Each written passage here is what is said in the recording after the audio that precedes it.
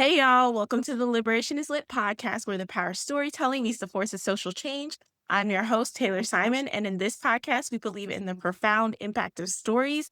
And I am so glad I got to connect or reconnect with poet, performer, writer, Zulynette. We're going to talk about all of the cool things that she's doing. Hey, Zulynette, how are you doing? Oh, hey. First of all, that was really good. That was really good. That whole intro was so smooth. But I'm well. I'm really excited to be here and excited to chat with you. So glad we got to reconnect after meeting at what was it? Charlotte, the the abortion variety show is where we met. So Mm. super cool. That was the first time I ever did some sold books at a place like that. It was Yes. a good time. It was a good night and it was a good event for a good cause. So I was happy to be a part of it and to perform that night, but also to get to meet folks like you when folks get to put together an event like that under a certain theme of like liberation in some form or attached to liberation in some form. It's like those are the people that I want to connect with and that I want to build with. So it's good stuff. Same, and that's why I had to have you on the podcast. So, can you kick us off by telling us a little bit about yourself as a poet and a performer, and how did you get started? Yes. Sure. So I started writing poetry when I was probably like in middle school. It was the I am sad poems that we all know of middle school.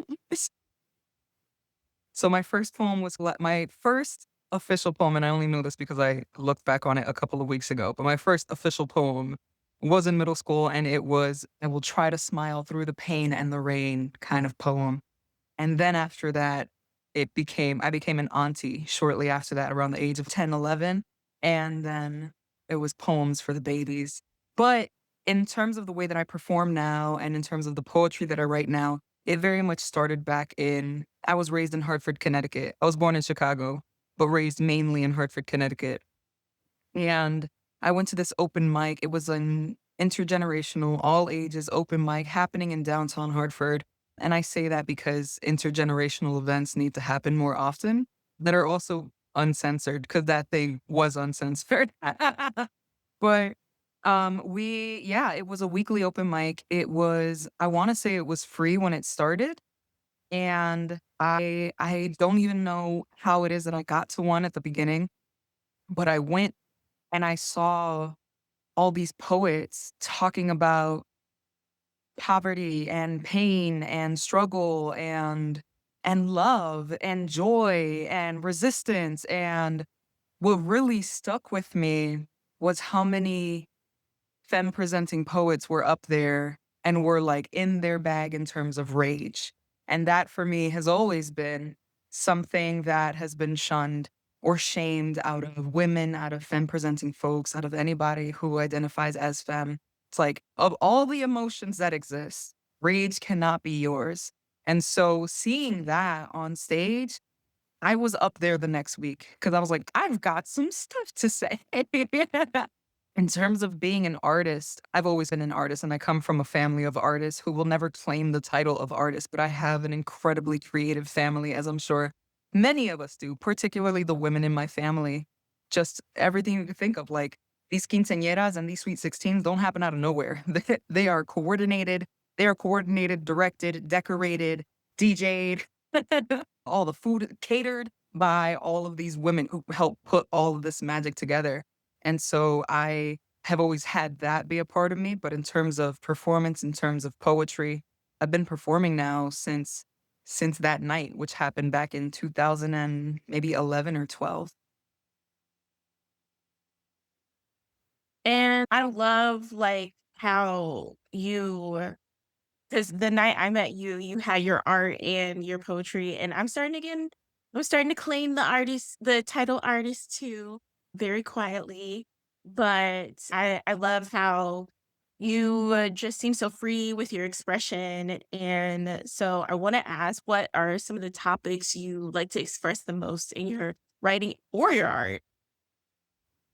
Should have asked it off the top, but I'm gonna assume that I can. But is cursing allowed? And oh, we love it. Beautiful. I like to talk mad shit about the government, about the systems that be, about racism, about heteronormativity, about just anything that polices I mean, about police, I talk smack about anything and everything because it's all interconnected. I had a very unique experience, I think, with my first summer job when I was maybe 15 years old was at a research institute, and they did work around public health. And so I learned that summer how to do research projects in a community. They trained us in how to do research, and then I learned how to train other people in how to do research in their community around topics that were relevant to them. And that was a very different experience than a lot of the other high schoolers that I was attending school with who were having that summer. And that was one of the seeds that helped to radicalize me. And so in terms of my poetry, yes, I have like love poems and very interpersonal poems, but a lot of my poetry is around liberation. It is around healing. It is around communal healing. It is around connection because none of this is separate to me. My romantic poems are also very connected to my let's burn this whole thing down poems. They are not separate from each other because they influence one another. And we definitely need both in liberation spaces. Like, I feel like there's a lot of burn it down happening, and I'm just like, okay, we can't be left with ashes. What are we Right. gonna do next?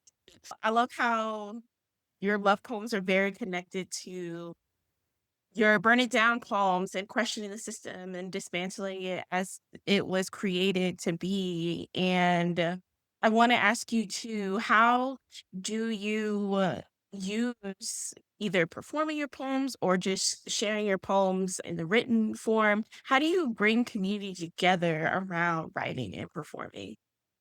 Yeah. One of the things that I enjoy doing the most is getting folks together to do writing workshops where I provide folks with prompts. Sometimes it's more in-depth activities of like how to edit things around depending on what it is that people need or what it is that they desire. Some folks are like, I really want to learn how to perform this. And some people are like, I just want to say something because I've never written freely before. So I enjoy curating spaces like that. I love to see I love to see people reaching an aha moment. I love to see people reaching a "I've never said this before" moment and seeing them be validated by other people in the community, which is not the same thing as, like, everybody in the room agreeing with each other. So that's one of the ways that I like to bring poetry into the room with me and offer that up as it's like my community offering. It's through performing, it's through asking myself too when I am performing somewhere, what is it that I want to offer to the space? What is it that needs to be said in this space? To assume that performers are always in rooms where everybody agrees with them is a false assumption. And and so I need to be cognizant of that, of what rooms I'm invited into and what it is that needs to be said in that room. And another way that I invite that in is I have an annual storytelling show called A Little Bit of Death and it happens around every November, and I invite folks from the community that are I think I rather use the term of the global majority than BIPOC because also BIPOC just sounds like a robot, like a transformer. So, yeah, but people of the global majority and queer people to get up on stage and to share their stories around grief, around transformation, and around healing because we don't typically have those spaces in a communal way. And this past November, I celebrated the 10-year anniversary of doing that. And it's not recorded, it's not posted anywhere. And that's very much on purpose because we already get pretty exploited in many regards, especially with social media. And so I wanted to make a private, intimate space where we come together and the audience gets to see themselves up on stage and we all get to be in a grieving, healing space where people will automatically, you are just believed. You don't need to be convinced. And people have gotten a lot of stuff off of their chest through that process. So that's another way that I invite folks in. It's nobody is a professional storyteller that's been part of a little bit of death but everybody has a story, and I strongly believe in that, and I strongly believe in people sharing those. I love that it's in November too because of like Day of the Dead, but also Scorpio and Pluto being the death planet and things like that. But astrology nerds things. It was Um, very much in alignment with that. You're not wrong. It's very much on purpose. It's a transition from fall into winter. So before we get to winter, which is like season of like complete stillness, like this is where we are. This is where we are letting the dead, we are identifying what needs to go, what and we need to make space for. But first, some things have to die off. That is the natural process of nature. Things die, things are born, they die, they are reborn. And so we should move more closely to how it is that nature moves. We are part of nature. We are not separate from it.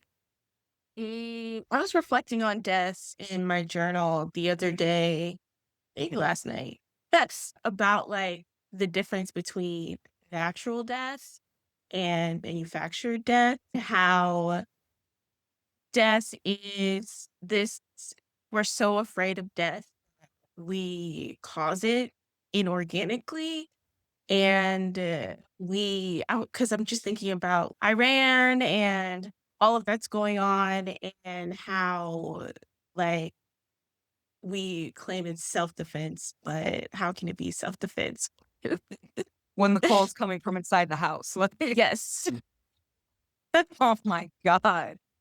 And it's I'm old enough to know to have been around, like, with 9/11 when that happened and the aftermath of that, and who was getting blamed for that, and why, and then the many years of war that came after that. But then again, when we think about it, since the idea of a United States was created, the United States has never not been at war with somebody, including itself, including with Black people that were abducted from another continent and brought here, or the indigenous people that were here first. There has never been a time that this country has not been at war in one way or another. Like, it is just a war machine. And all of this, let's celebrate the 250th year. I'm not celebrating the end of any colonialist project. Like, Everything in my body just wanted to get up and walk away just now. It is like, I don't know if you saw it, but I was like, okay, no, stay in the yeah. podcast. And then Yeah, South Carolina has this, like, ugly license plate that was like, "The Revolutionary War was won here," and I'm just like, "I don't want that." And it's, like, the standard issue one, so, like, people have been returning them, be like, "She's not giving me something so ugly." so ugly in so many ways. Yeah, Yes. So, as we know, this work can be so uplifting in such a soul-sucking world that we live in. right. What keeps you grounded in this work as a poet? Ooh, love keeps me the most grounded, whether it is with my family, whether it is with my community, and I gotta get back to that in a second. Whether it is with my community or friends or my partner, it's like it's people because that's where magic is happening. That's where I'm like, "Oh, this life might be worth living sometimes because look at all this beautiful stuff that's happening when we're laughing together, when we're celebrating with each other, when we are mourning and grieving together. This is beautiful. This is what it's supposed to be. It's us, it's togetherness, it's challenging, it's growing, it's conflict, it's healing and repair." But that's what helps to ground me the most, and then I have the honor of being an artist, and so the work that I do is also very attached to how it is that I already ground myself, which is I'm putting paint to canvas, I'm sketching something, I'm doodling something on Procreate, I'm writing a note to myself, I am journaling, I am writing poems that don't make sense to anybody but me. I'm writing poems that sometimes do make sense to other people. And I get to, and on top of that, being a performer, I get to share that out. And that's a different sort of energy and connections. So for myself, it's being those things and embodying those things. And then it's other people. It's always other people. I'm currently reading the book. Oh, what's the author? Kai Ching Tong, Falling in Love with Being Human.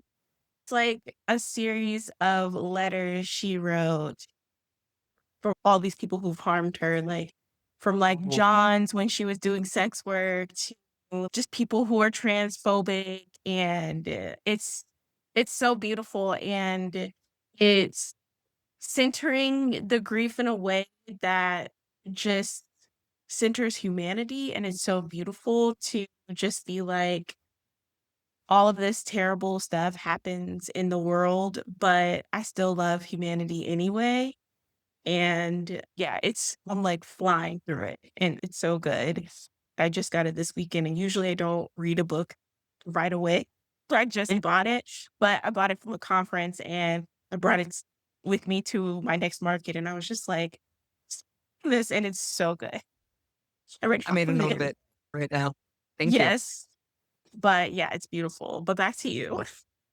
Do you have any upcoming projects or things that you want to share with listeners? Yes. I'm doing a lot of hosting stuff. There's this local poet named Frank Expression who does a lot of great poetry events here in Charlotte. And he really likes bringing in other poets to host, which I think is dope to give folks the opportunity to do that, to develop that skill set. I was doing it long before that, but for the other poets. So I'll be hosting some open mics, some poetry events. I'm getting the opportunity to do some author talks around my latest book called Becoming a Soft Woman with a Machete.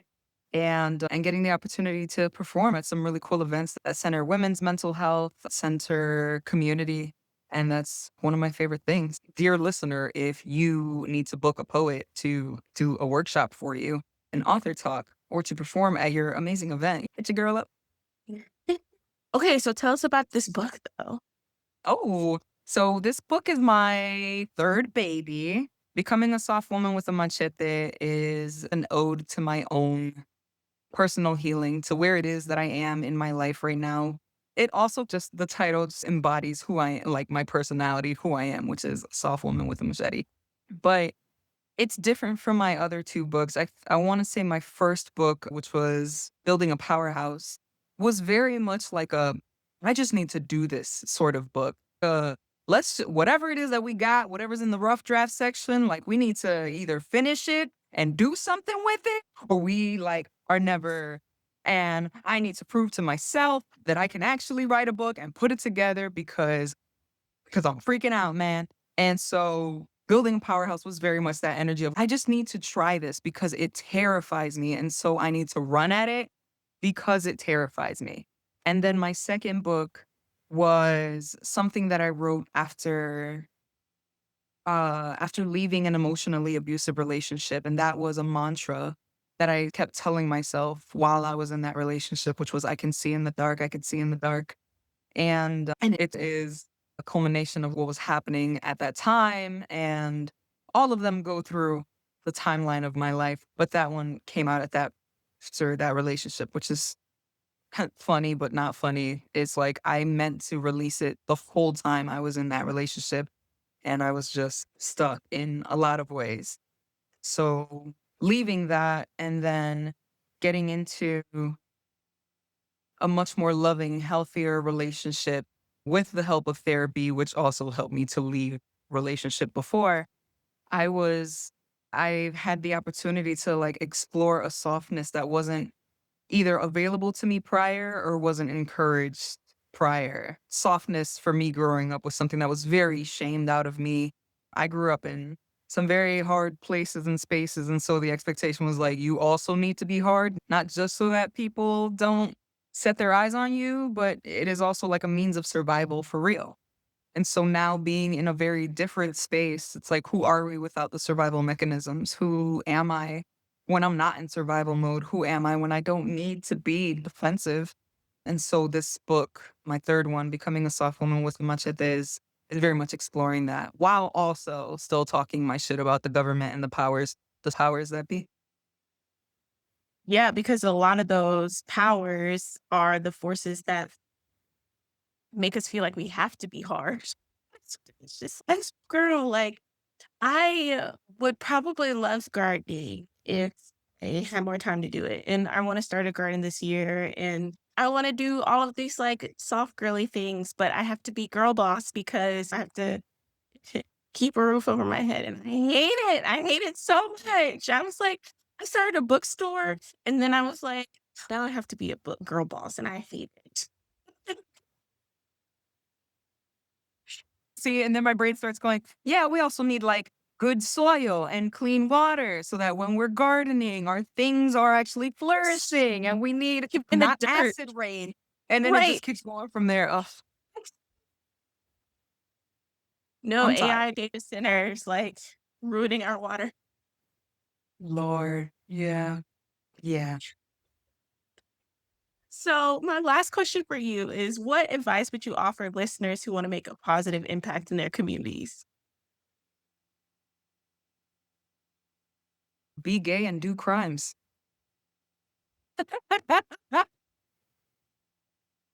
That's the Snapple Cat quote.